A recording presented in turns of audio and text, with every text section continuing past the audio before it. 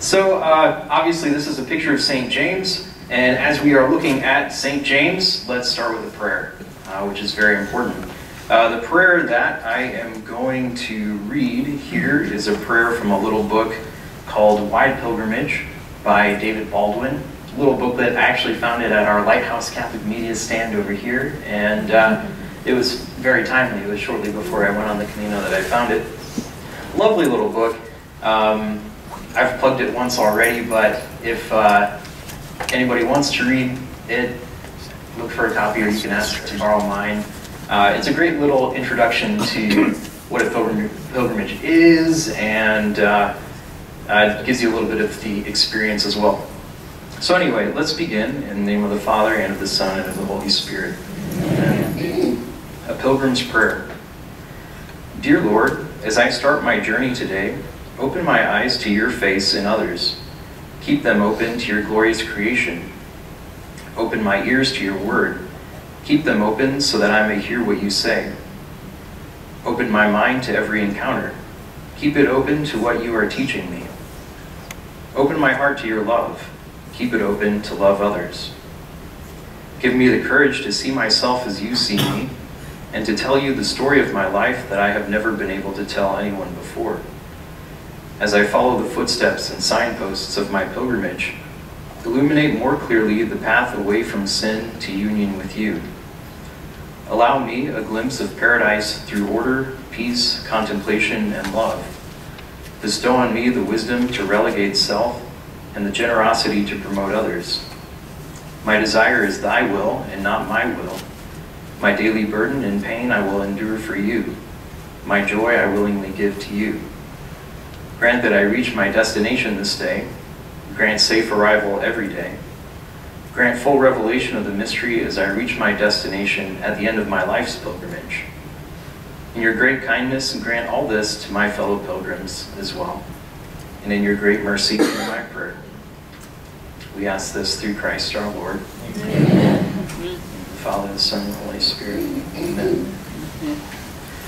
Yeah, and that prayer I think is just really neat, really beautiful. It's got a lot of the elements of pilgrimage, which we'll kind of talk about at different points.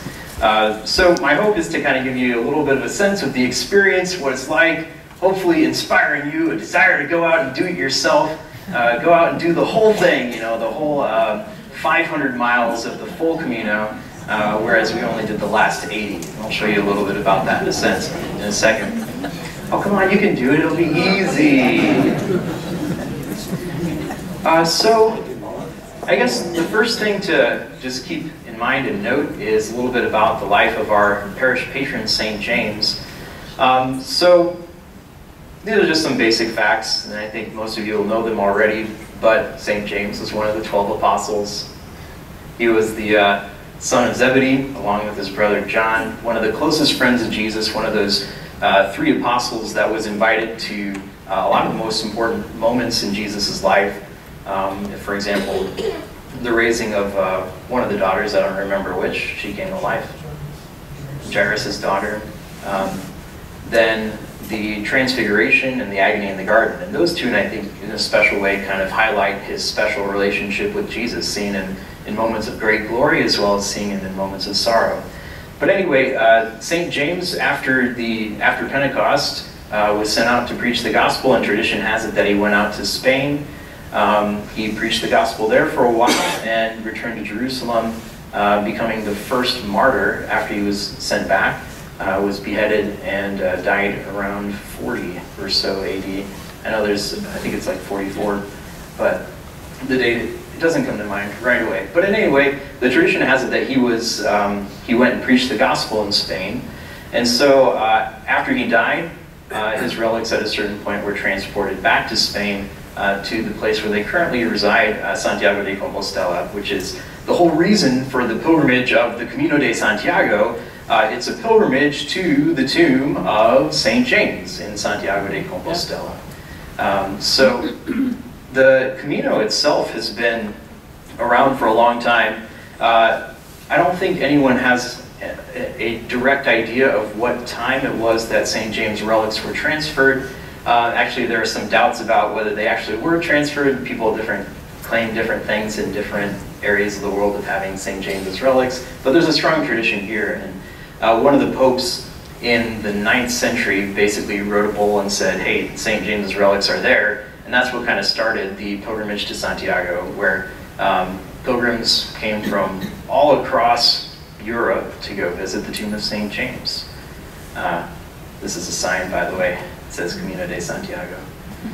I was supposed to tell you about the Communal on this slide, but that's okay. So anyway, this is a little bit of a map with a lot of the routes of the Camino de Santiago, the various Caminos de Santiago. So my understanding is that basically the Camino could be done from anywhere to the tomb of St. James. You can see even Rome, somewhere over there. I don't know if somebody walked all the way from Russia or something like that, but very possible. So I guess the most important part about the Camino is arriving at St. James's tomb in Santiago de Compostela. So the most common Camino route, the most common pilgrimage route that people take is from St. John's in France, and I'll show you that little section here. It's that red block. That's kind of the most common route. And again, as I mentioned, the full Camino de Santiago, that pilgrimage route, is a walk of about 500 miles. And it goes through the mountains too. So this is the stretch a little bit closer up. The French way of the Camino, there are a lot of different ways, Portuguese way, French way. This is that stretch. And if you want a little bit of a comparison for what our group did, this is the stretch that we did in the red box here. It's not insignificant. Maybe not as full as the whole thing, obviously. You know, that's 470 some miles. Our last stretch was 80 miles, which was kind of a calling an audible, I guess. That wasn't our plan originally. We had to do a little bit more walking than we originally intended to. So here it is, even more blown up. So you can see the detail a little bit. So in order to officially complete the Camino and get your certificate, which I'll show you a little bit later, you have to walk the last 100 kilometers. Actually, there are different ways that you can go about making the pilgrimage to Santiago, by horse, walking, or on a bicycle. The horse and the bicycle, you have to go twice the distance of walking. So for walking, it has to be 100 kilometers. For biking or for riding a horse, it has to be 200 kilometers to officially do the Camino. So we did the last 100 kilometers, which would put us, actually the last 100 kilometers is somewhere a little bit past Sariah, a little bit closer to Santiago de Compostela. So it's the blue line here, by the way, which is the Camino route that we took, the French way. And so the 100 kilometer mark is somewhere around here. I don't remember exactly how far Sariah is. I think it's more like 110 or something like that. But there was actually a group from Dynamic Catholic, which is Matthew Kelly's kind of organization. He wasn't there with them, but they occupied Sariah at the time that we were going there, at the same day that we wanted to be there. Because both of our groups were large, we couldn't fit there, and they had their reservations already, so we had to go back to Triacastela, which is just a little bit further.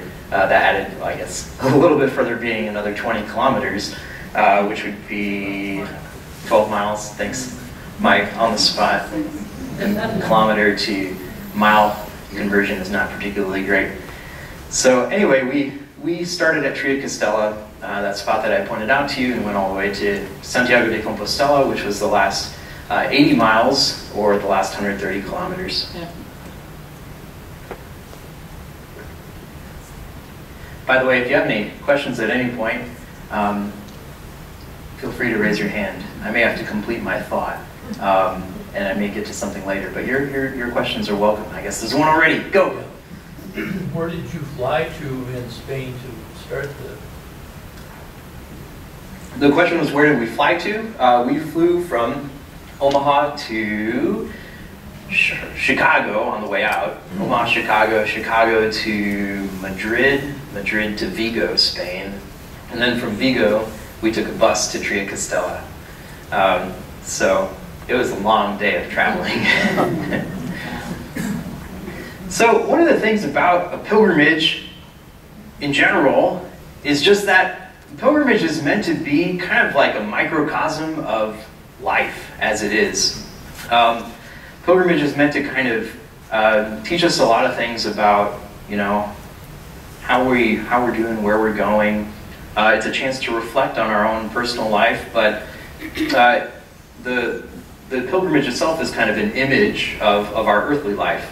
We talk about our life being a pilgrimage. In the Eucharistic prayer, for example, Eucharistic prayer 3, we talk about our pilgrim church on earth. The church is going somewhere. St. Paul talks about the earthly pilgrimage as well. And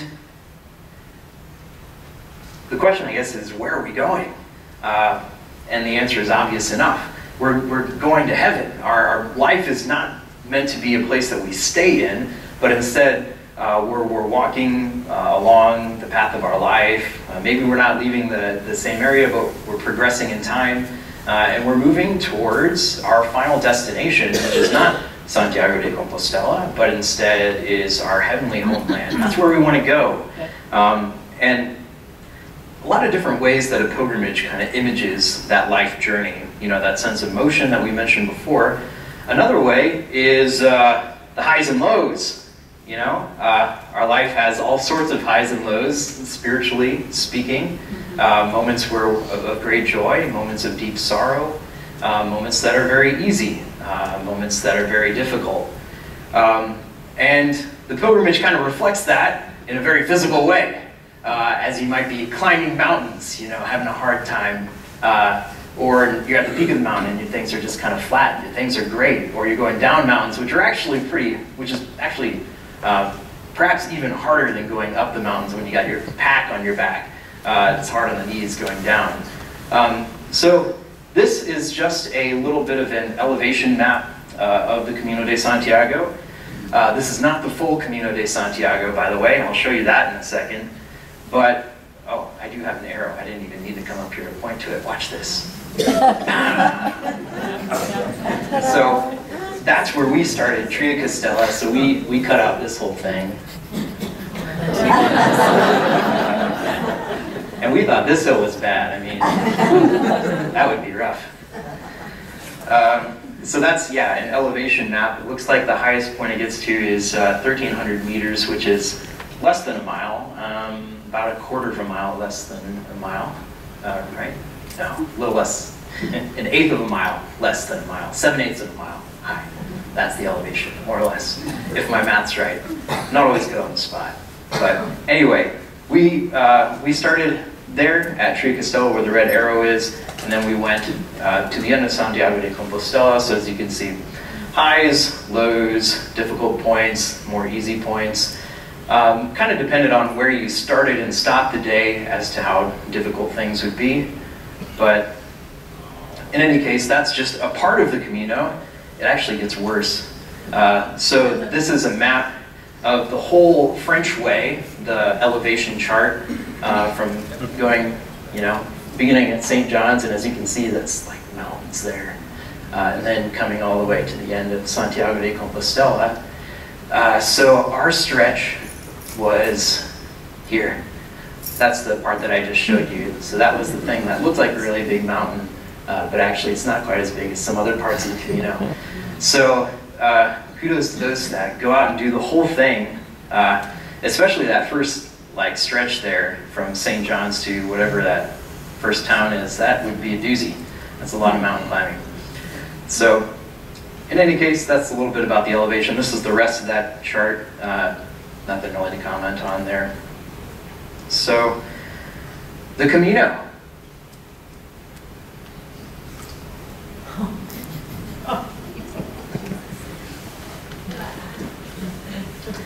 Another thing about a pilgrimage like the Camino, which I think has a really important thing to tell us, is first, just to explain the thing as it is on the Camino here. We have the arrows, as you can see here in this slide, with many different pictures of different kinds of arrows. They could be on the side of the wall. They could be on the side of the wall, on the side of the wall, or on the floor. or they could be on a tree, or on some random trash can thing. And then a lot of times along the way they had these arrows which would be placed on these kind of pillars. These were the official route markers. So in case you didn't get it already, the yellow arrows are all along the way of the Camino, at least along the French way, I'm pretty sure.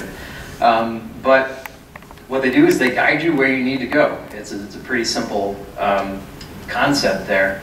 There was a priest, Don Elias Farinha San Pedro, who was the one that, at a certain point in history, towards the middle part of the 20th century, really, he just thought it was really important, this pilgrimage route of Camino de Santiago. He studied it, he did his dissertation on it, and he really wanted to revive it.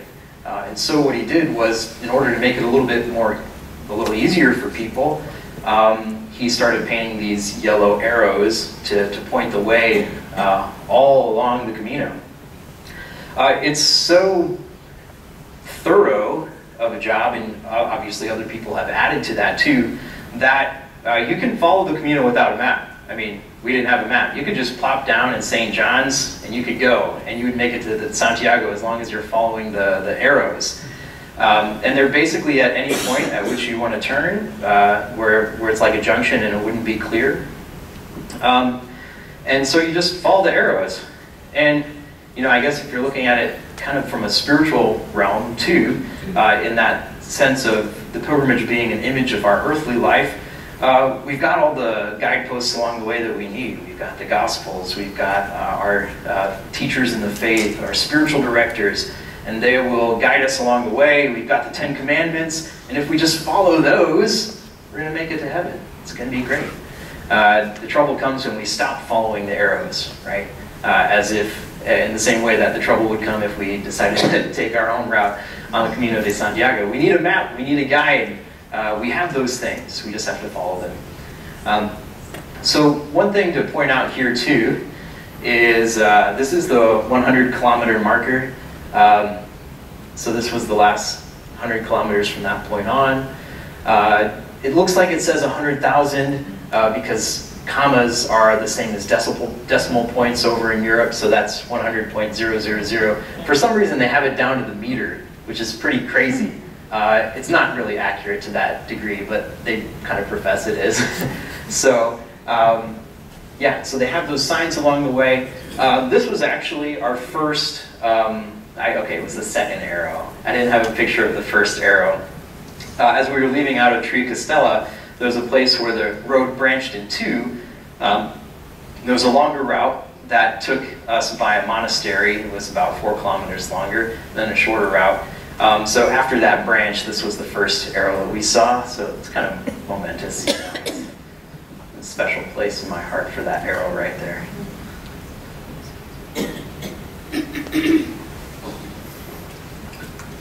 So, before getting into the Camino quite itself, some symbols that you see all along the way. And actually there are symbols that you'll kind of find around our church too, at least some of them here. Nothing too special about the pilgrim's hat. That's just what the pilgrim's hat looks like. They wear it on their heads. That's what a hat's for. It keeps the sun out of your eyes. Keeps your head protected from the sun. If it rains, it keeps the rain off your face. You know what a hat is for. Staff is a pretty obvious thing too. Obviously pilgrims need a staff. It helps relieve some of the pressure off of the legs. As some of our pilgrims found as well, having those hiking poles really helped, especially when you're carrying a big backpack on your back. But you might wonder what this little thing is on the staff. It is in fact a gourd, and the gourds they've become a symbol of the pilgrim simply because that was a way to carry water. You put water in the gourd. I saw at one point in time, as I was reading about the symbolism of these things, somebody said, it's even preferable if you have wine in the gourd instead of So, and on the very right we have the Cross of St. James. I'm going to try to use this thing. How's this work? Oh, look at that! Thanks a lot, Tom. You brought this. So that's the Cross of St. James on the right.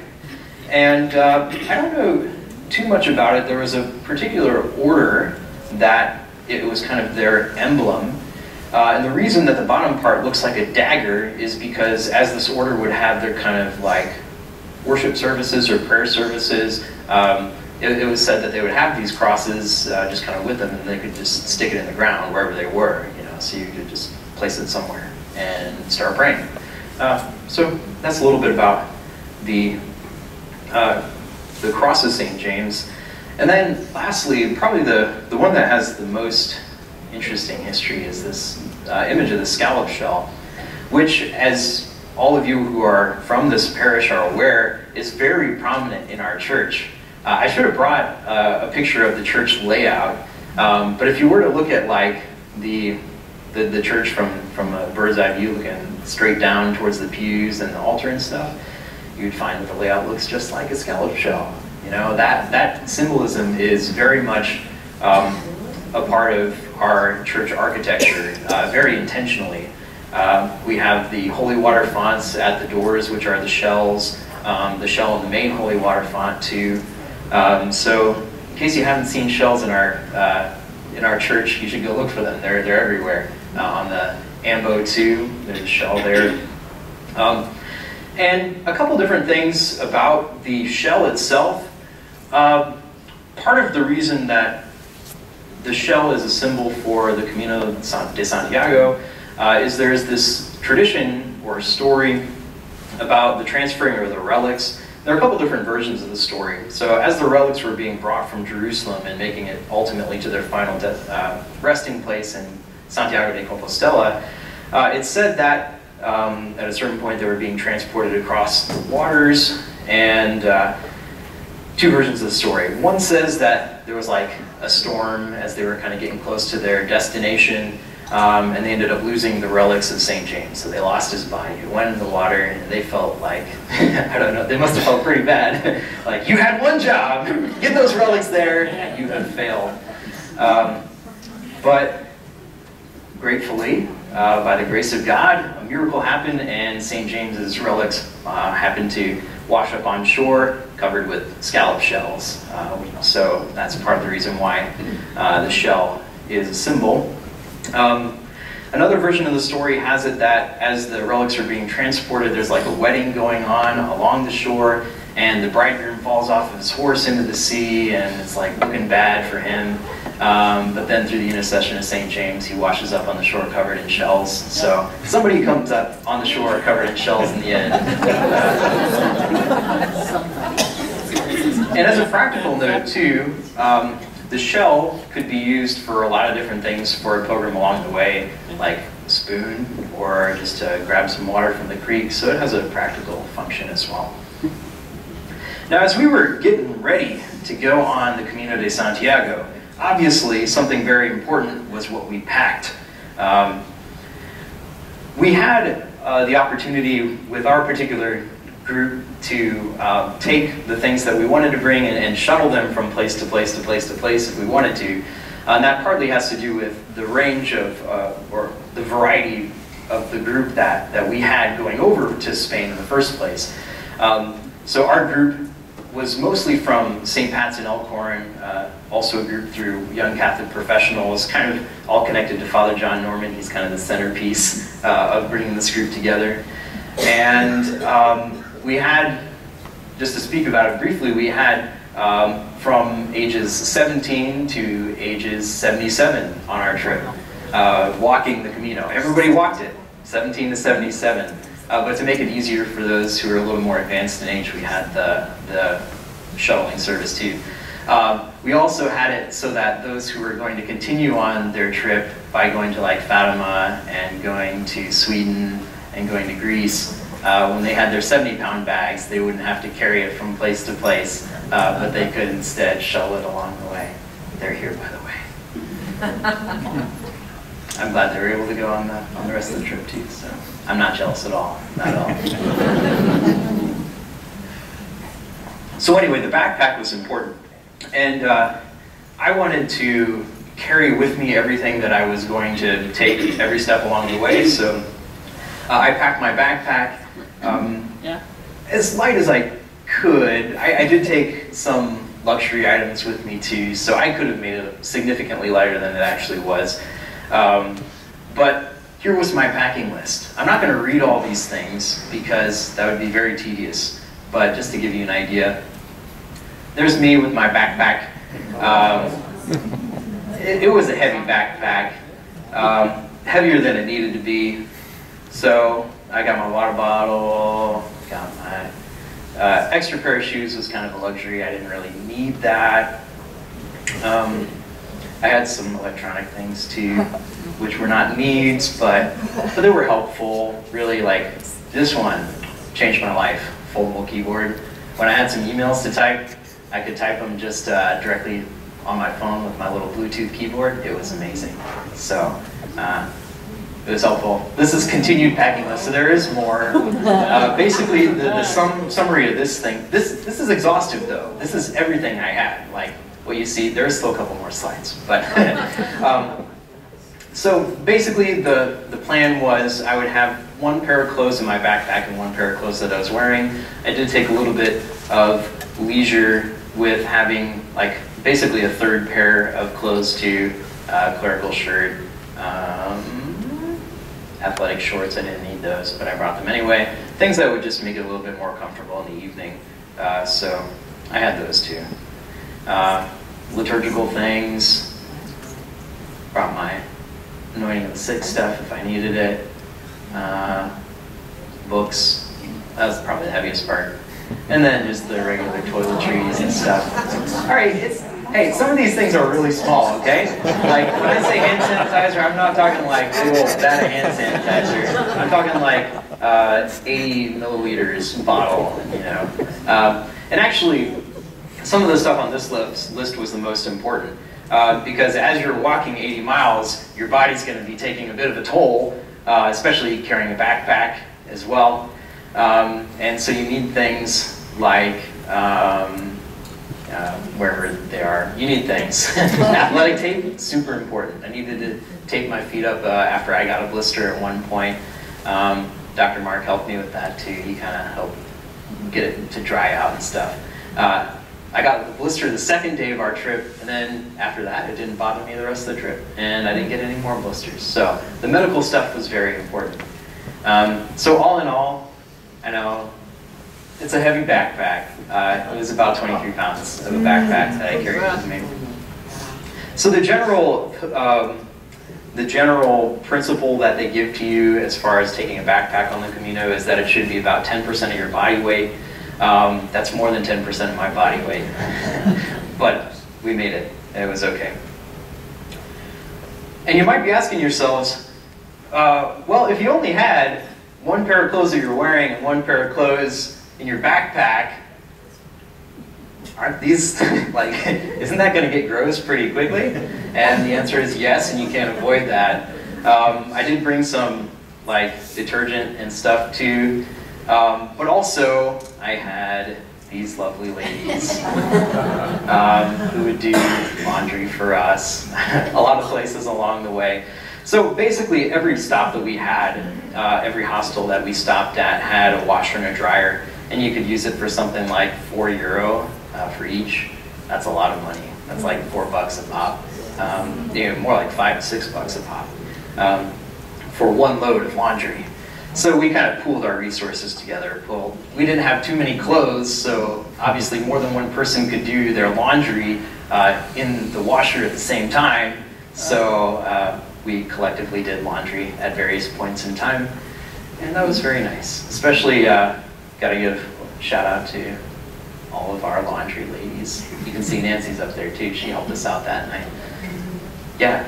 How many days did it take you to walk the 80 miles? Good question. Yeah, I haven't mentioned that yet. So how many days did it take to walk the 80 miles? We walked it in 9 days. We had,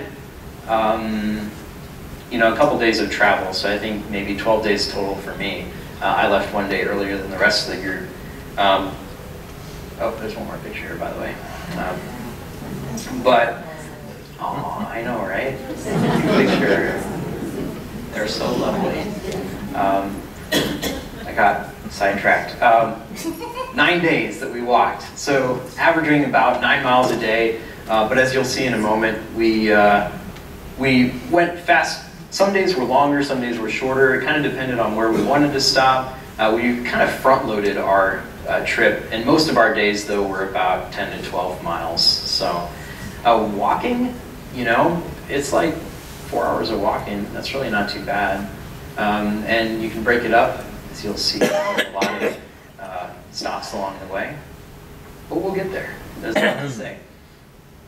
So, this is a great picture.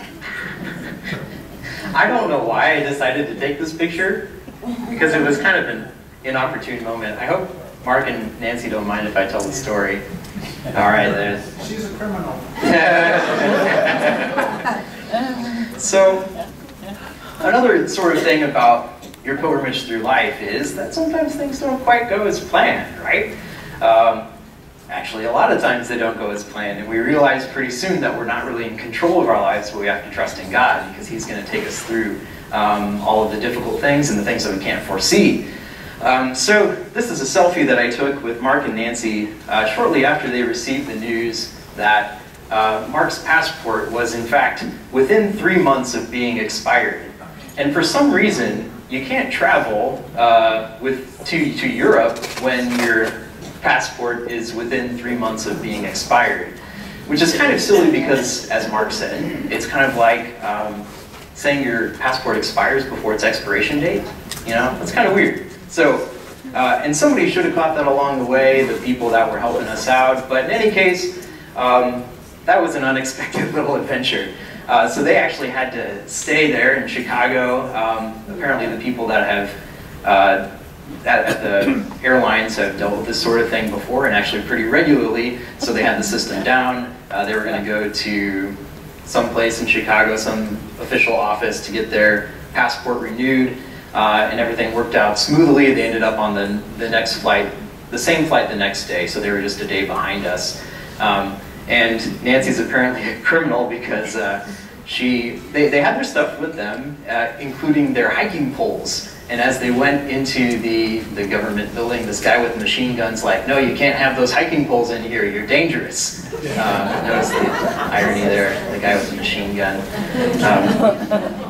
So she had to leave the premises. She had not only to leave the building, but she had to like go off campus, off-site. Like she couldn't be anywhere near that building with her little hiking poles because she was a threat. Doesn't that face say, I'm a threat? But look, they took it so well, you know, grace of God right there. So back to our little map. Let's get on the road a little bit. Let's get to the Camino itself. So again, we started there in Compostela, and this is a blank slide. I don't know why it is blank. But here we are arriving at Compostela. That's our bus that got in from Vigo, as we mentioned before. Took us maybe 2 or 3 hours on the bus after our long flight and stuff. We had our stuff with us. Some people were going to carry their bags along with them. Joe did. And some people were going to had things they were going to pass along from place to place, going to the hostel. And this was inside the hostel, our first place, our first night there in Spain on the Camino. We haven't started walking yet, but this is where we lived. And for the night. That's where we stayed. So just a couple pictures of that. We'll talk about the lodgings in a little bit. We had dinner. Actually, that's not dinner, that's the lead up to dinner. Some wine and nuts and stuff. Wine was aplenty over there. Wine's pretty cheap, cheaper than the water sometimes. That was our first dinner, paella. So, anyway, we spent the night there, and the first day that we were walking was from Compostela to Barbarella. Now this was the longest walk that we had, and as I mentioned before when I was showing you the arrows, there were 2 routes, one of which was shorter, one of which was longer. The shorter route was 22 kilometers, and that is, anybody looking for a conversion rate here to miles? 13 miles. And the longer one was 26 kilometers, which is more like 15-ish kilometers. Excuse me, miles. 26 kilometers, 15 miles. And basically the difference between the routes was one went through Samos, which is a historical place with a monastery there, and the other went just kind of straight across. So as we were deciding who was going to go where the night before, we had this system kind of developed where we would depart the morning in 3 different groups: the early group, the middle group, and the late group. Early group would leave at 6:30, the middle group would leave somewhere around 7, late group would leave somewhere around 7:30 or 8. The reason for leaving so early is that you want to get to your destination before it gets really hot. You know, it gets to the hottest part of the day, and especially with a day as long as this one, we wanted to get going quickly so that we could make it to our destination, which was Barbarella. And yeah. And as luck would have it, I was blessed with the opportunity to lead the early group, the one that departed from 6:30, at 6:30 from Compostela. And further, it was decided that since I was young and spry compared to the 2 other priests that were on the trip, one of which is not much older than me, that I would lead the group that was going on the longer route too. It wasn't a part of my plan originally, but we worked with it, and actually it was really beautiful. I was really glad to have done it. I was thinking, you know, oh, the only thing on it is a monastery. I've seen monasteries, I've been in monasteries, I've prayed in monasteries, I've had retreats in monasteries, I know monasteries. But this one was actually really spectacular. So here we are on our first morning as we are leaving. You notice that sometimes I have like longer pants and wind jacket kind of thing on. Some of the mornings were pretty cold before you started getting your legs and muscles moving and warmed up. So my pants were convertible, so I could zip off the bottom part. They could become shorts, and then of course you could take off the jacket. And I had this cool hat too, which covered me from the sun. I could take that. I was ready to go. I was ready. And so was this group, and we started going. So to talk a little bit about our daily routine, again, there were the 3 groups that departed in the morning. That was most days. Once we got towards the end of the trip, we started having shorter days, shorter walking days, and so it wasn't so important that we had specific groups we were going with, and we kind of went at our own pace.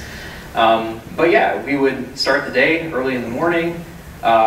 We would go walking, and we would walk with whoever's kind of walking at the same pace with us. We were a group of 30, which is extremely large for a group going on the Camino. I mean, a lot of people will go just by themselves or maybe with one other person. So we were a very large group, and it would be impossible to keep that kind of a group all together at the same pace at the same time. So we all just kind of walked at our own pace and tried to make it to the destination. Usually we would arrive sometime in the afternoon, and then in the evening we would have a spiritual conference just to kind of guide us in meditation. Father John Norman would lead that. A lot of really beautiful reflections, basically just about, you know, God reaching out to us personally. Showing us his love personally, and that through this pilgrimage he wants to talk to us personally, and this is a privileged time to listen to him, a privileged time to let him in and do some things in our lives.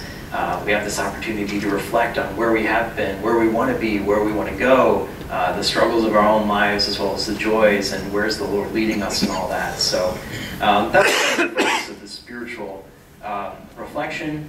After that, we would have Mass. After Mass, we would have, well, I'll get there in a sec. Here's Mass, by the way. We tried to have Mass whenever possible in a church, but a lot of times it wasn't possible.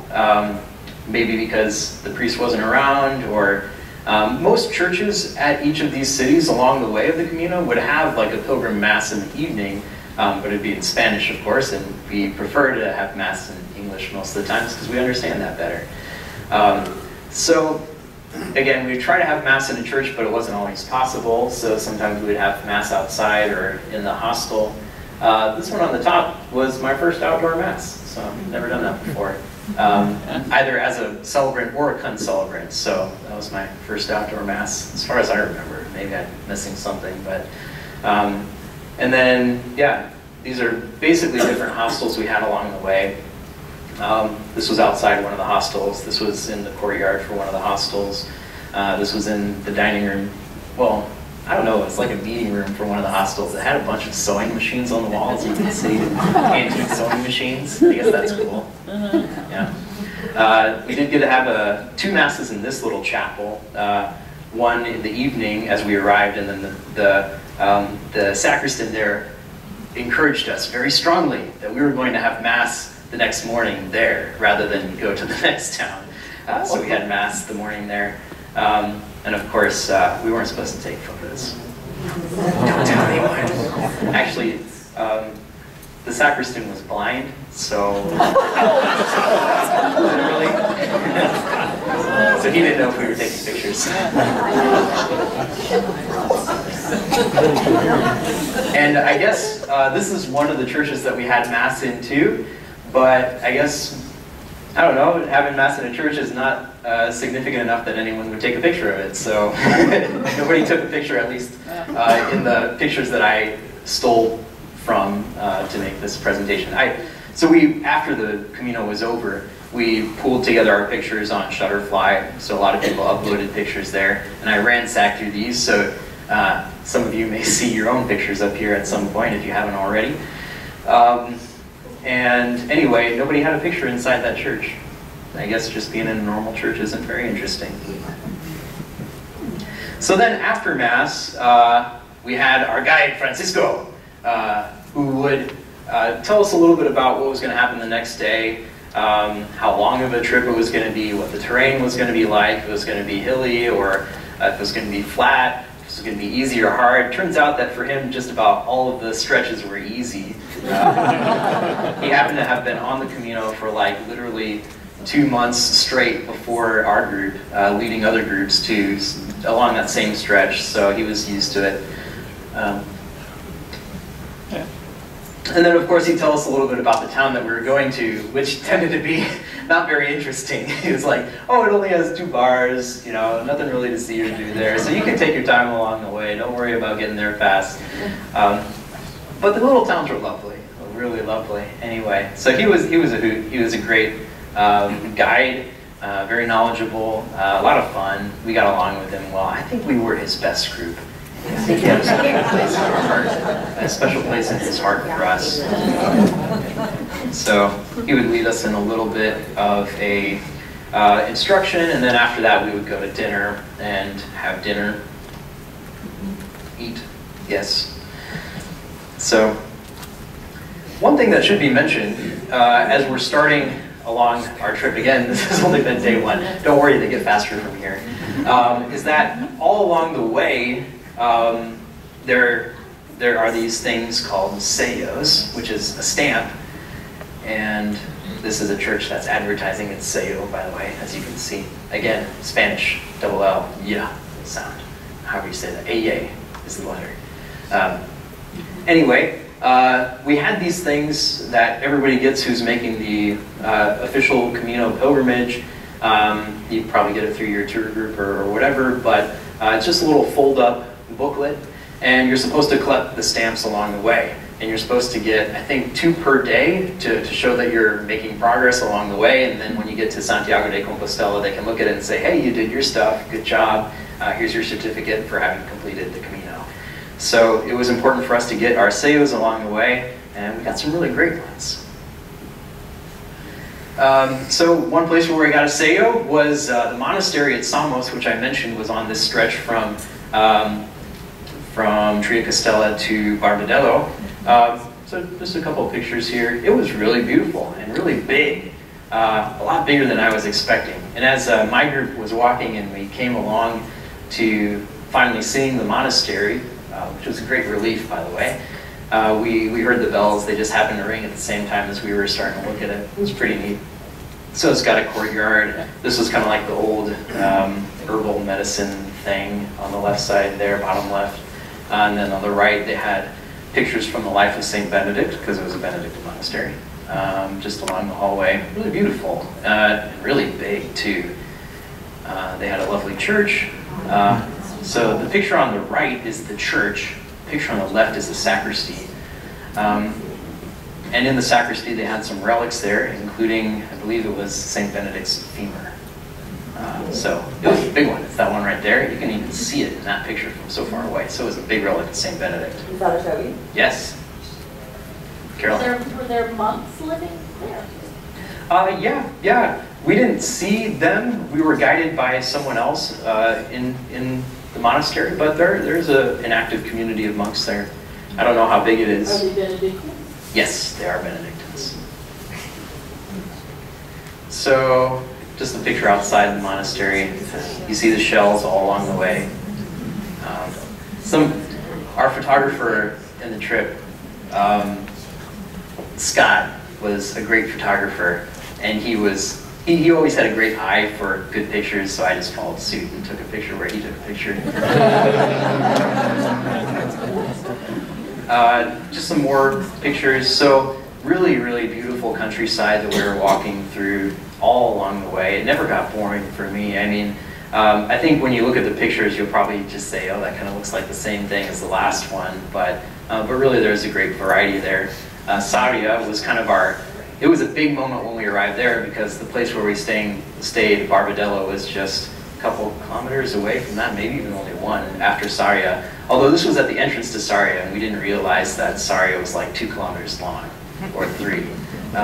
So we had to walk through all of that, including this lovely staircase. That's from the bottom, that's from the top. So we had to get up that, and there was even more after that, a lot more after that, before we arrived at Barbarella. So just a couple more pictures. We're not quite there yet. This is very close on that top right.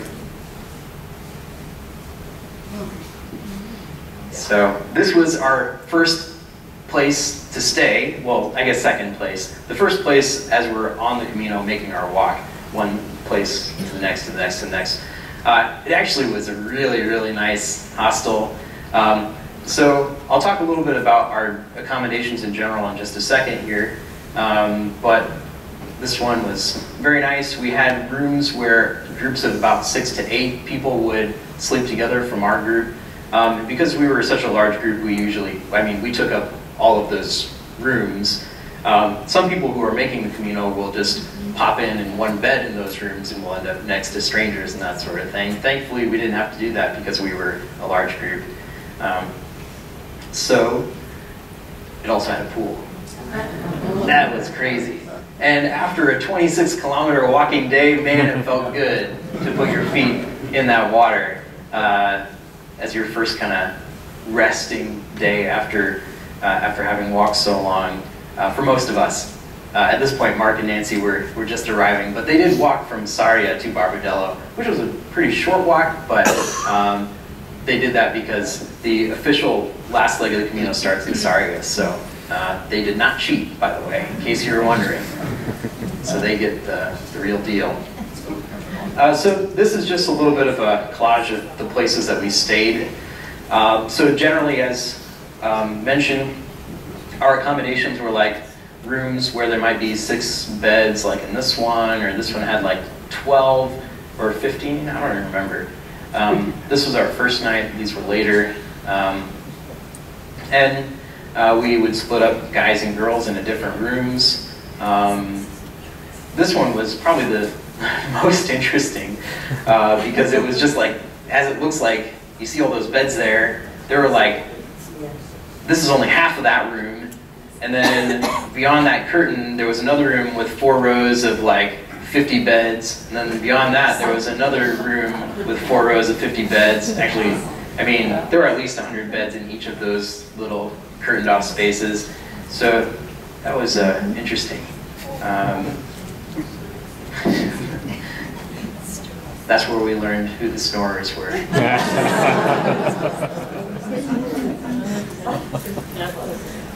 Did your guide stay with you the whole entire time? Yeah, our guide was with us all along the way. He often had a separate room where he was being accommodated from us, so he could have some respite, whatever you say. Did you have good weather all 9 days? For the most part, yeah. I mean, the weather was great. It was much cooler than it was in Omaha. We had maybe about 80s or something like that. Nothing, like very little humidity, so very bearable. So we're going to start moving a little bit faster at this point. Next step along the way was from Barbarella to Port Omari. Again, the two red things there. So just some more pictures. This was the sunset or the sunrise that morning. Very beautiful. Surprised that the camera caught that picture so well. A lot of it was just through Spanish countryside and cornfields. Father John learned what corn looks like. he didn't know. Throw him under the bus there. He's not here, so I can do that. Except they're going to report back to him, my friends. So here we are. We're walking live animals, including flies. This town was crazy. As we walked through it, like flies were just everywhere. So I'm really glad that I actually caught a picture with a fly in it, because that was so bad. There were so many, like all the way through that town. Just you were swatting flies the whole time. I mean, it was a town it took like 2 minutes to walk through, but still it was notable. So there were a lot of little churches along the way. They all kind of look like that. A lot of them had their cemeteries right in the same property there. More livestock. On the plane back, when our customs form said, "Did you have any contact with livestock?" No. So just a lot of beautiful countryside. So one of the great things about the Communal is the people that you meet along the way. We had our group, which was really beautiful to be with them, to learn more about them and have conversations which were a little bit deeper than just like, what do you do for work? But like really, what brought you to the Communal? What's your intention? Like, what's going on in your life? What can I pray for you for? So there was the group that we had with us that was just with us. But there were also people that we met along the way. These two were really sweet. They're from Korea. They didn't speak English really. Sometimes I communicated with them through a translator, like a Google Translate sort of thing. At the morning of this same day, the one on the right was very afraid of the dogs in the town, and she didn't want to leave town without anybody because she was afraid the dogs would come out to get her. But yeah, turns out they're both from Korea. They always addressed me as father, which I thought was kind of surprising at first, but they're from South Korea, which is actually, there's a lot of Catholics there and a really growing Christian population there.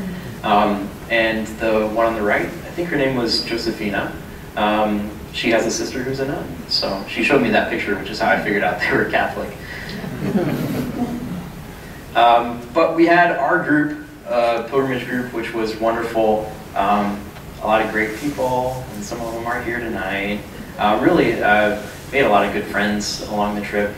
Friends that I know I'll carry with me for a long time. Yeah. And I hope that we can keep up our relationships. So this guy Vitus on the left here, he was the oldest one of our group. He was the 77-year-old.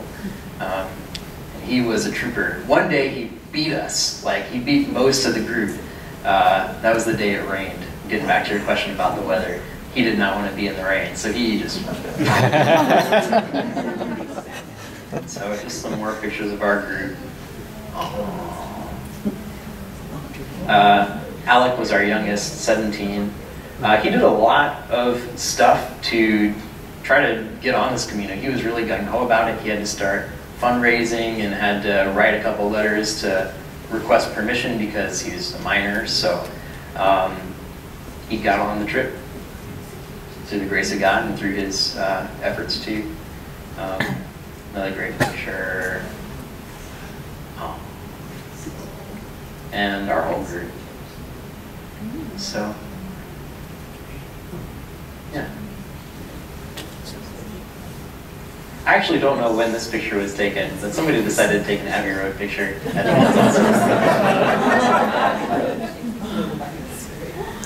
So this is Port Omari, that place that we stayed at the end of the second day. There was this long bridge. It's kind of deceiving. I mean, it's really bigger than it looks in this picture. It's a huge bridge across that place. So, looks like I forgot to put a picture in there of the church in Port Omari, which was actually really interesting. The city was down in that valley at some point, or there's some sort of reservoir somewhere over there that they ended up blocking up and just flooding the city, and then they rebuilt the city later on this mountainside, and they tried to make it look like the old city, even though it was built in the 20th century. But they did, from what I understood of what our guide said, they took the church, which was under the water, and they took it brick by brick. They cataloged it and all that stuff from in the midst of the water in the lake, and they brought it up on the hill and reset it up there in the same form that it was before. Sorry, I don't have a picture for you for that. I forgot to put that in there. That was also the church where that night there was supposed to be a Gregorian chant concert. And a lot of us were very interested in going to hear the Gregorian chant music. And so we were in there, and some of us went early to pray. And I was sitting there and praying. It was like this apparatus in the middle of the church in the front center aisle. It's like this metal thing. Like, I don't know what that's for. And then later on, the priest comes out in a purple stole. Like, why would you wear a purple stole for a Gregorian chant concert? That doesn't make any sense. And then when they started bringing the casket in from the back of the church, we realized something else was going on. And we got out of the church pretty quickly.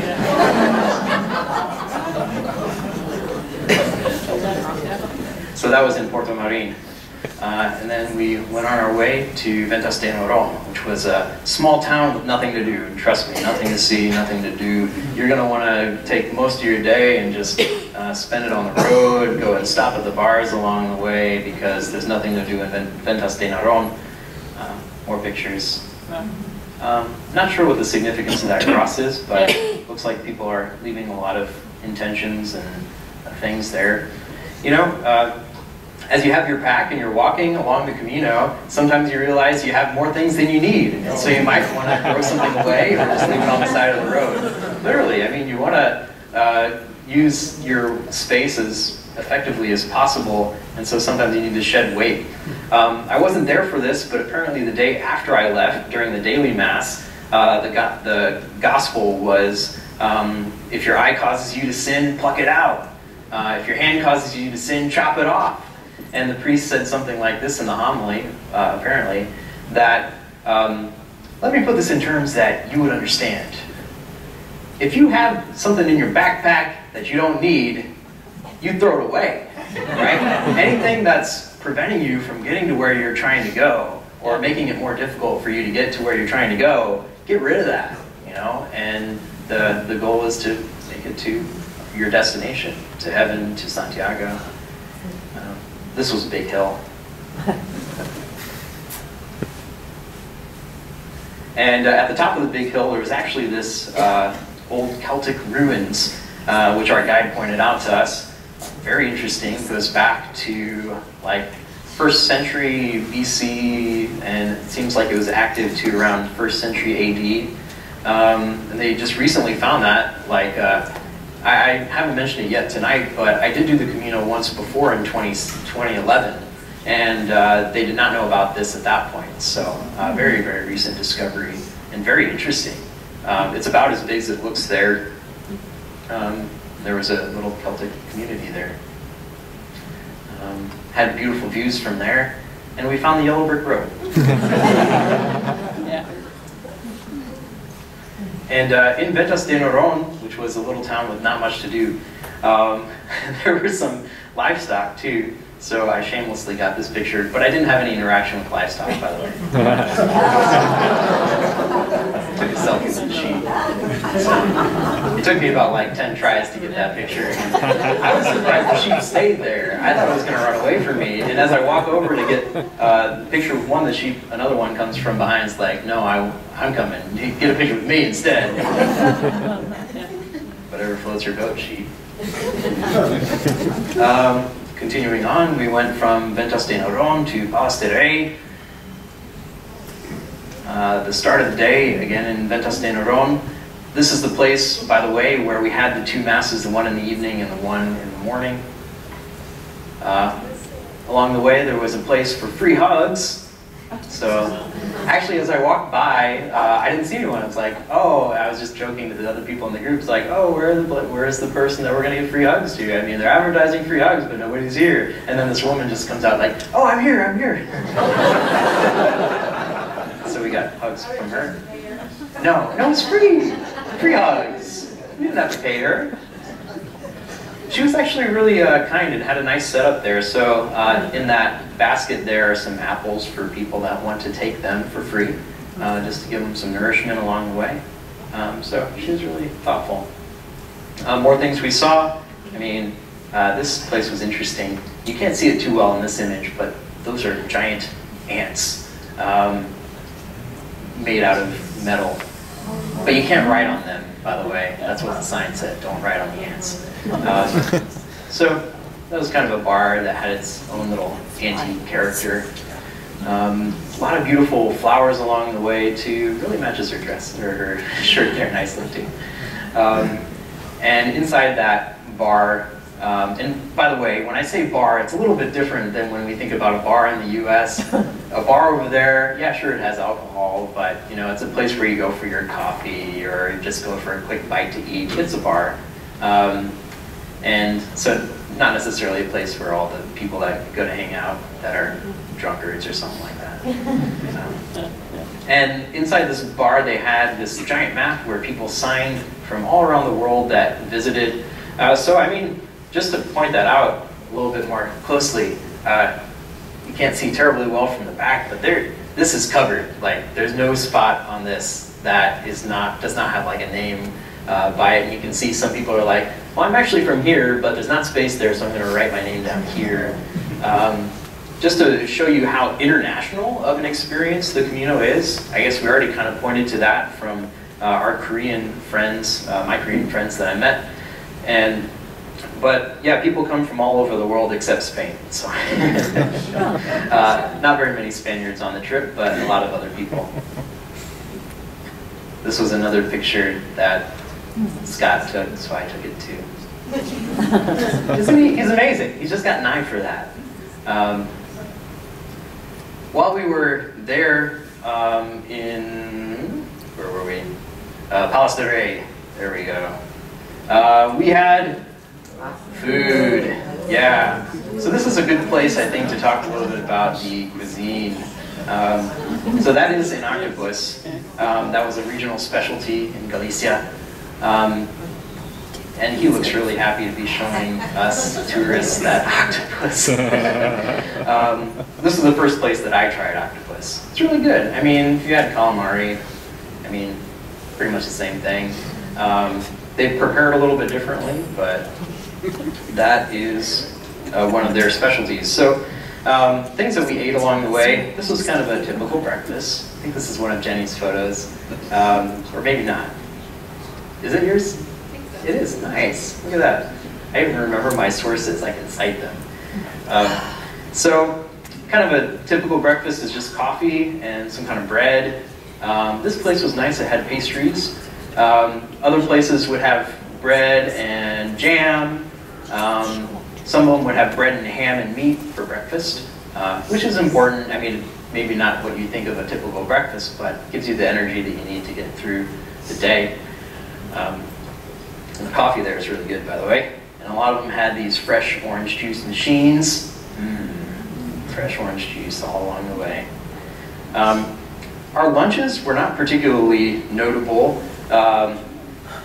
Some of us even abandoned our lunches along the way. They would give us at each this place we stayed the night before, we would have a sack lunch, and it would have a sandwich, just like bread and meat and cheese, or maybe just bread and meat, or maybe just bread and cheese, and then maybe an apple and some kind of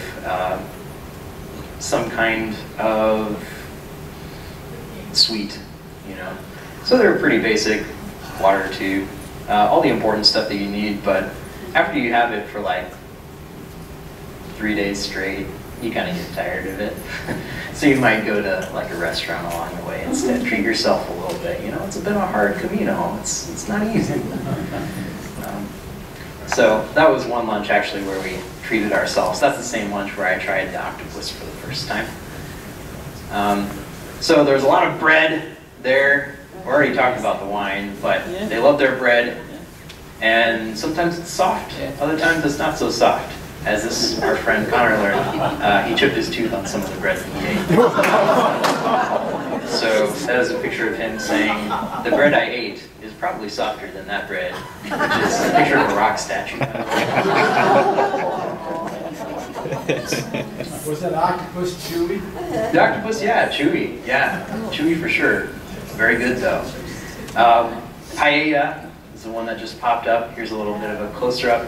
In case you're wondering what paella is, a rice dish with like meat or seafood. They had a lot of good seafood in that area because it was pretty close to the ocean. So you might try your seafood. Whoever took this picture decided they were going to go for chicken instead. But that's basically paella. My son makes paella all the time. Nice. Yeah. Do you have to budget yourself for so much money each day? And did you ever have a reaction to the water or food? Never had a reaction to water or food. At least I didn't. I don't know of anyone that did. It's possible that someone did. Yeah, budget yourself with money. But I mean, ATMs were along the way. You could But I mean, refuel. how much would you spend on each day? Not very much. I mean, most of our things were already taken care of. So I guess the question for those who couldn't hear, how much would I spend every day? We really didn't have too many needs because most of our stuff was already provided through the package we had at the beginning when we paid our stuff before we even left the US. So that included breakfast and dinner, included the sack lunch along the way too. So it included our lodging.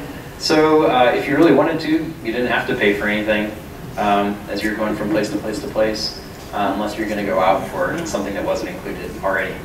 So. Did they have porta potties along the way? No porta potties. But it's not as bad as it sounds because once we get back to our map, I mean, I can point it out again, but these towns are really close to each other. I mean, you're not going to walk for more than an hour without coming up on another town that has a bar that you can use the bathroom at. And you don't even have to pay for something at the bar to use their bathroom. Sometimes, some other places are a little more strict, but because they're just so used to having pilgrims. So that's the octopus on the right there. I know this is getting a little cluttered, but there it is. Something else that other people tried. You know, that is a pig ear. I didn't have them. I wasn't there for that party. I'm grateful I wasn't because I don't know if I could do it. They say it's, yeah, I don't need to describe it. Everyone's gonna toss their cookies. Another important thing. Chili Doritos. We don't have those here. They're amazing. Let's write a petition to the Dorito company. And then a typical thing for dessert is this Tarta de Santiago. As you can see, it's usually topped with powdered sugar and then a little space left with the St. James cross in it too. I did make some tartas de Santiago, which are here for your eating whenever we're done. So enjoy them. There's plenty. But don't eat too much. I mean, there isn't enough for everybody to have like a full slice, so be considerate of others. It's really easy to make, actually. If you need the recipe, I can give it to you. It's like basically a third almonds, a third sugar, and a third eggs. That's basically it. And there's brandy in there too. For flavoring. I mean, it's baked out. So day 5, and I'm just gonna go through these a little more quickly. Pas de Rey to Melide. This bridge is important because it is America, red, white, and blue. You see that? Hope you do. Blue, red, white. That's why I wanted to include it. Again, this is actually a breakfast, but along the way we would just stop at places and have a good time, you know.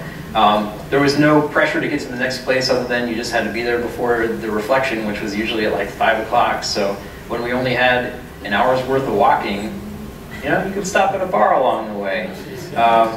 One of the members of our group decided that he discovered this great thing about the Camino, that the Camino is in fact actually just a giant, long pub crawl. Hopping from bar to bar.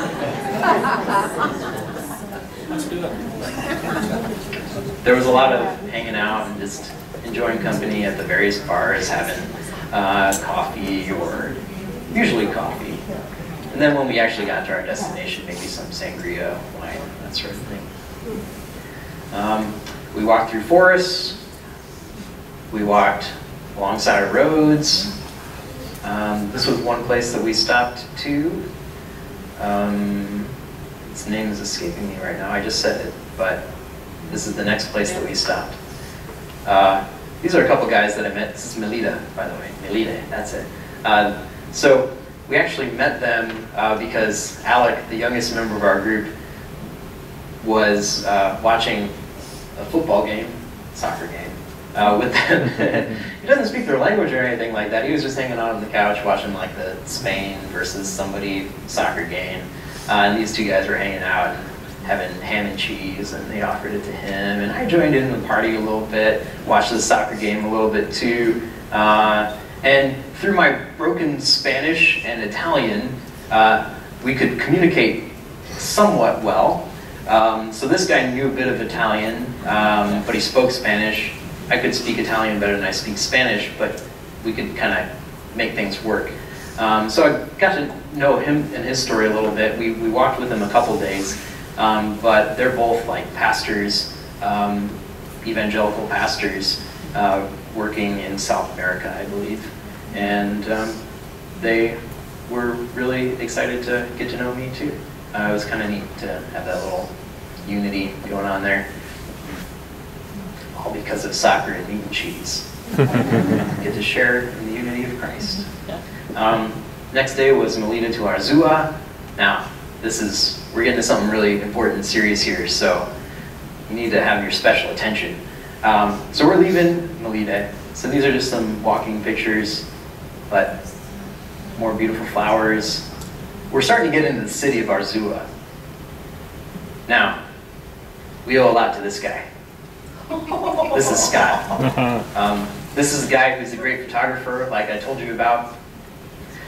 He's a very adventurous kind of guy. He's an environmental biologist. I forget, something like that. Wildlife biologist, yeah. So he knows things about birds and plants and things like that. And he takes great pictures, and he also finds the Nebraska bar.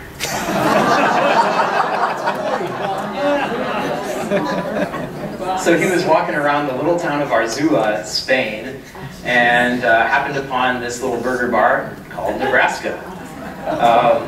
So, of course, when we all got back together and we had mass, and then our guide gave us his little spiel, we all decided to go out to the Nebraska bar afterwards. At this point, I should also mention that it got dark really late in Spain. Like, this picture is probably like 9 p.m., literally 9 p.m. And the sun's not down yet, you know, and it's not anywhere near going down. It got dark around like 10 or 10:30 most of the time. I don't know why that is, just the way the world is, and their time zone, whatever. But yeah, we hung out at the Nebraska bar. Not everyone came, but a good group of us did, and we stormed it. And that bar has probably seen more life that night than it has in a long time. Of course, we had to sing the Nebraska fight song, both inside and outside. Go Big Red, go Big Red, go Big Red. I think that's what's going on in this picture, by the way. I think that's actually maybe right before, as we're singing. Mark is really excited. Father, what's its history? How did it get named Nebraska? That's a great question. How did it get named Nebraska? We tried to ask, but the current owners of the bar inherited it, and they just kept the same name as the previous owners, so they know nothing about the history of it.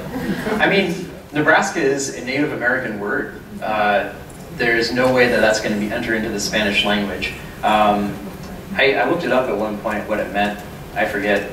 But anyway, it is a Native American word, so it's not something that they would have gotten other than through North America. So. The lady who owned this bar said they couldn't afford new signs, so they just left Oh. the sign. And they misspelled Nebraska on half of the signs. Yeah, yeah. So I didn't know about the signs, so apparently they couldn't afford new signs, which is why they kept the name. But a lot of the signs, I think the one over here, you can see it's spelled Nebrasca. I mean, same sound, same sound.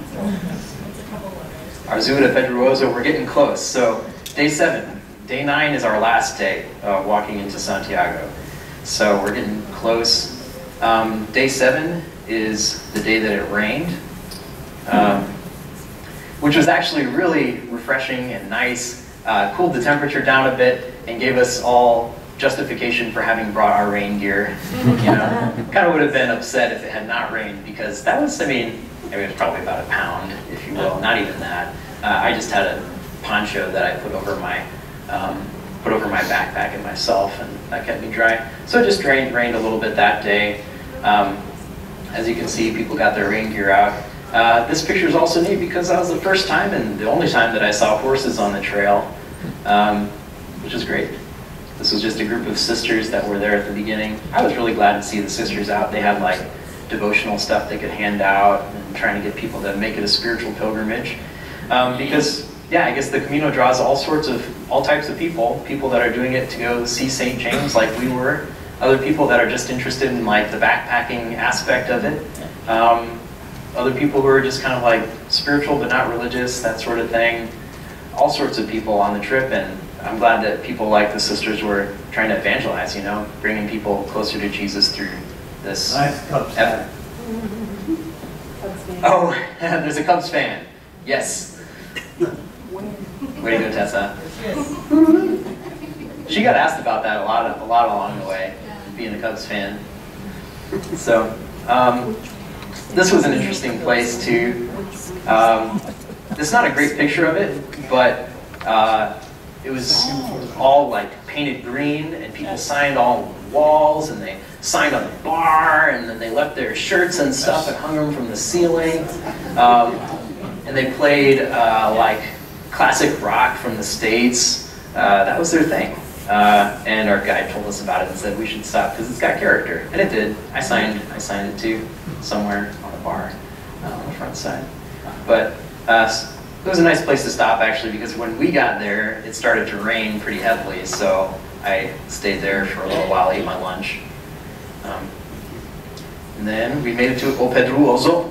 This is the place. This is the town. Just another little pretty town. Now we're getting to the very end here, second to last day, O Pedruoso de Lavacoya. So I guess we'll talk about Lavacoya when we get there, but more beautiful Spanish scenery, a eucalyptus forest. So a lot of that day we spent was spent shaded because of the forest, which was a big forest. Eucalyptus trees. Another church. I realized at this point when I was making the PowerPoint that I hadn't really shown you much of the inside of these little churches, but that's kind of what they look like. They're pretty nice. Usually pretty normal on the sides, just whitewashed walls and stuff, but they usually have a nice high altar. A lot of statues too. So we ended up arriving in Lavacoya. So our guide wanted to let us know that Lavacoya was a place where pilgrims washed themselves. There was actually a place, which I didn't show you in the pictures, a little bit before that too, but pilgrims would wash themselves because they've been on the road for a long time, especially the pilgrims in medieval times. And the accommodations weren't as nice, and they wouldn't be taking showers every day like we were. So they smelled, which is actually the reason, by the way, and we'll show you later, you might know this already, but the big incense thing, the thurible, the incense pot, or the incense, I don't know what a more common name is, the censer. It's huge, and you'll see it in a second. But the reason it's huge is because it was meant to mask the smell of the pilgrims that were coming to Mass there. So they needed as much incense as they possibly could get. So in Lavacoya, where the pilgrims washed themselves before coming to Santiago de Compostela, we had these really nice like hotels. So we're not in rooms of 6 or 7, we're in rooms of 3, 2 or 3. And boy, you know, it was like nothing better than like a 2-star hotel, but to us it was like, wow, you know, I'm at the Ritz-Carlton. It's amazing. So just a nice little experience to have a little bit of a calmer, normal area. So this was my room. I was shared it with Father Tom and with, who's that, Jeremy. And actually, our room opened up right here. So at one point in time, let's see if I can do this from here. I can, great. So I heard this noise out, and people were hanging out in the bar, which is right there in the square. You can see it, having a good time. I just wanted to check out what was going on there, and then all of a sudden, I open up the door, or open up the window. Let's see if this will do this for me. Might have to exit the show real quick, which might be dangerous.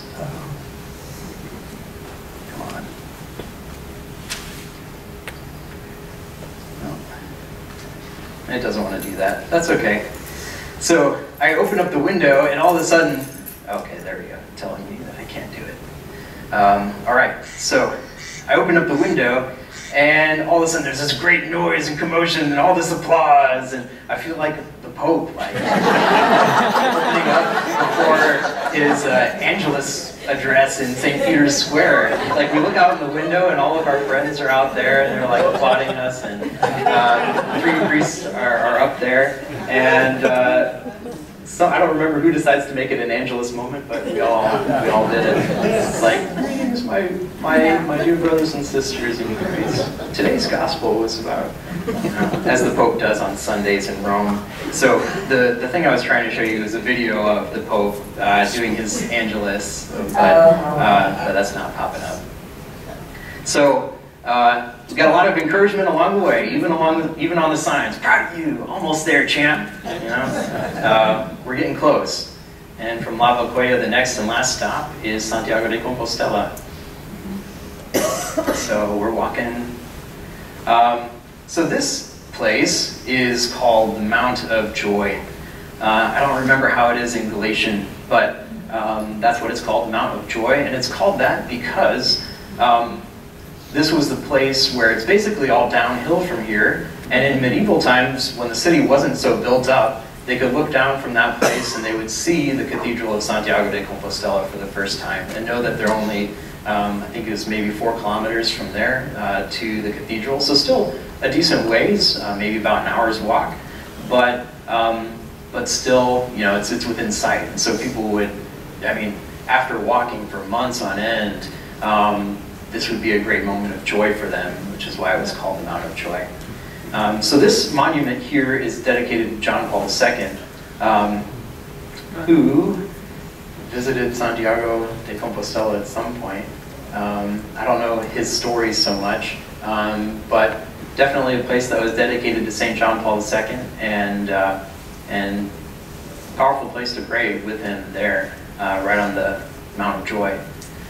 So these are a couple statues which are a little more than life-size, maybe about 8 to 10 feet tall, facing Santiago de Compostela. And I believe that is the cathedral back in the back there, which you can see. So we took a picture there at the Mount of Joy as a group, and we were all very joyful because we were almost there, walking into the city. Now we're in Santiago de Compostela, but we're not there yet. We're just on the outskirts, which are the more modern parts. And So this is just like a shot. This wasn't a Scott shot, by the way. I knew this was coming because I had done this part of the Communal before. But this is the last hallway before, to the left is where the Cathedral of Santiago is. So we're almost there. Uh-oh. Looks like I forgot to reorient that picture. So the picture that is sideways is the facade of the Cathedral of St James, and that's it as we saw it. So there's a lot of scaffolding on it because they are they're cleaning the facade, which really hasn't been cleaned in a long, long time. So this other picture behind it, you'll have to kind of use your imagination to see the rest of the facade, but you can see how dirty it is. Like there's yellow and gunk and stuff, so they're sandblasting it from the top, and it really looks beautiful now. It's back down to the stone, and it's a beautiful white. So it's not done yet. Probably won't be done for years, I would guess. That takes a long time, especially with a work day that includes a siesta and things like that. But it will be beautiful one day. And man, I mean, there we are. We have arrived at St. James's Place.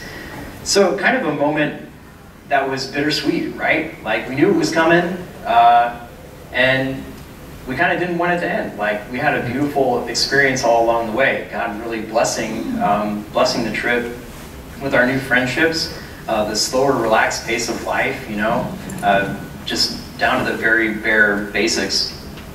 Spending time with people, hanging out, eating, having fun, enjoying each other's company, praying, spending time with God, and having a lot of time to reflect. We really didn't do much more than pray, eat, hang out, and walk. So very simple, you know, all of the cares of our lives back home, just don't have to worry about them right now. So, you know, the bittersweet moments like, yeah, we've made it to where we've come with all of our intentions and prayers, and St. James has really been interceding for us, blessed our trip, but you know, now it's over, so it kind of sad, but very good, very beautiful. You know, we knew it was going to come, it had to come. So there's another picture of the facade. I probably meant to exclude the one that's sideways, and it was hidden behind this, which is probably why I didn't see it. So that's our group there at the very end of the Communal. And they had a little plaque there, which just kind of basically says, you know, here you are, you finished, right there in the square. So we gathered around it and took a picture. There's another picture where you see the heads of everybody in this little huddle, and everybody basically has their phone out, they're taking a picture. To the same picture, this one. So we of course went inside the cathedral, which is really beautiful. So it's again under construction here. So the right is my picture because it's got all the scaffolding, just to show you where the state of it as it is right now. But the left is in its pure form, if you will. There's no scaffolding there, but there's a huge chandelier which is right in the way. But it's a pretty big cathedral, very tall for sure, Gothic kind of style. But I wonder how many people you could fit in there. Certainly bigger than St. James, certainly bigger than our cathedral. Not as big as St. Peter's though, so it's just, it's a nice church. So we went to the Pilgrim Mass that was there. We tried to, part of the reason why our last stretches were so short, the last 2 days we only had like 6 miles to walk each day. Part of the reason for that, especially the last day, was the Pilgrim Mass is at like noon, more or less. Might be a little bit off on that, but it was basically around midday. And we wanted to make it for that, so we needed a nice, easy day to make sure you made it in time for the Pilgrim Mass at noon, and we did, although just barely for us, for all of us, really. So the three of us priests, well, Father John and I, Father Tom figured out where the sacristy was pretty quickly, but the other two of us, we walked around the whole church, and you couldn't go in the normal way because of the facade construction, so we had to go in the side door. Then we went in the side door. We literally went all the way around the church before we found the sacristy. It was probably like just to our right as we went in instead of, but we went left, of course. So we went all the way around the church. Arrived in the sacristy 5 minutes before Mass is about to start. There were still priests actually that came in after us. But it was good. The sisters that were there knew the drill, so they had us all set up with the stoles and stuff. So we got to go in and have Mass, which was a really beautiful way just to end the pilgrimage.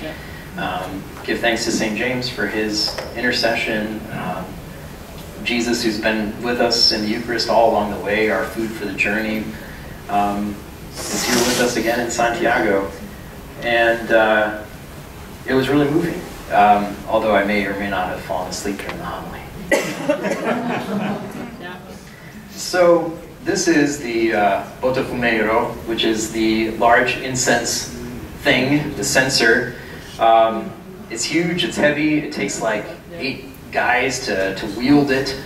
And I have a video for it, but it's probably going to do the same thing as the video for the Angelus, so I won't be able to show you. But it swings, you know, as high as that cathedral is, as you saw, it basically goes almost up to the ceiling. It is a powerful force, going like 40 miles an hour back and forth, and that thing is heavy. I've seen various numbers on the heaviness of that thing, but some say like 80 kilograms, like 50 to 80 kilograms. What's that, like 110 to something bigger than that pounds? Heavy. You don't want to get hit by that thing, or you are gone.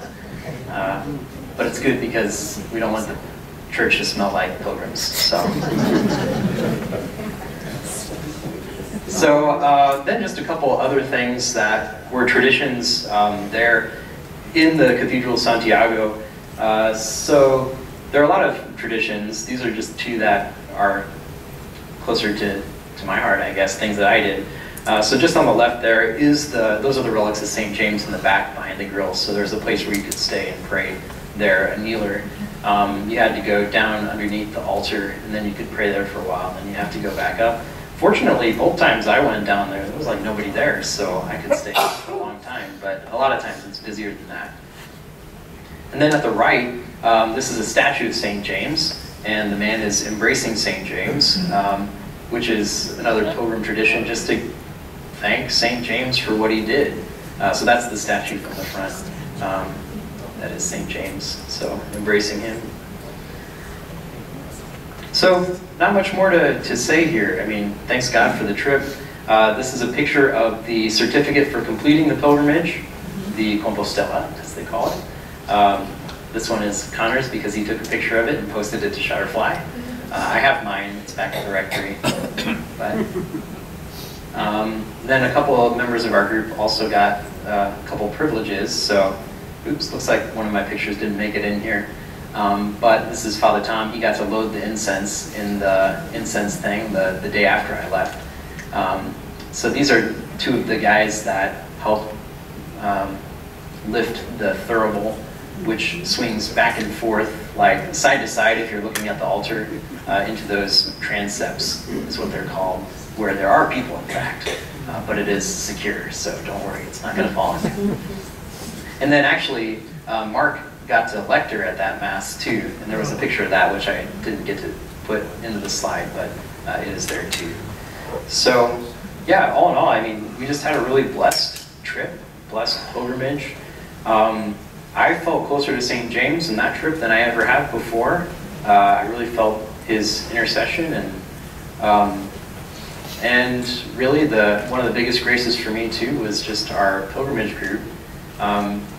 You know, just was very grateful for all of the love that they shared, and getting to know them more personally, which taught me a little bit more about the way that God loves me too. Sometimes, you know, you get caught up, any of us can, in thinking like, sometimes you just think that, like, that's not a good way to put this.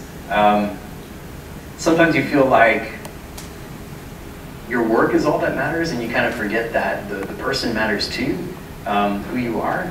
And so relationships like that were just great for me to remind me that, yeah, God loves me as a person, not just for my work, that sort of thing. That's probably the best way I can put it. So, you pray with us? That's all I got for you.